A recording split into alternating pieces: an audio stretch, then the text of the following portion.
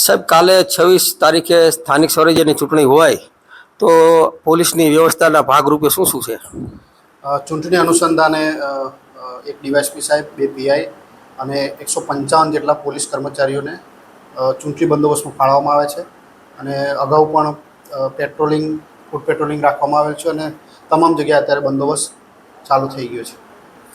રાણપુર તાલુકા અને શહેરમાંથી કોઈ એવા ક્રિમિનલ રેકોર્ડ ધરાવતા હોય તેવા લોકોની અટકાયતી પગલાં ચૂંટણીને અનુલક્ષી કરવામાં આવી હોય તો? હા, અગાઉ ચૂંટણીલક્ષી ગુના દાખલ થયેલા હોય, બીજા અસામાજિક તત્વો હોય તે તમામ વિરુદ્ધમાં પાસા, તડીપાર અને અન્ય અટકાયતી પગલાં લેવામાં આવેલ છે. હાલ સાહેબ, ખૂબ જ ગરમીનો માહોલ છે, તો જનતા જોગ આપનો શું સંદેશ રહેશે?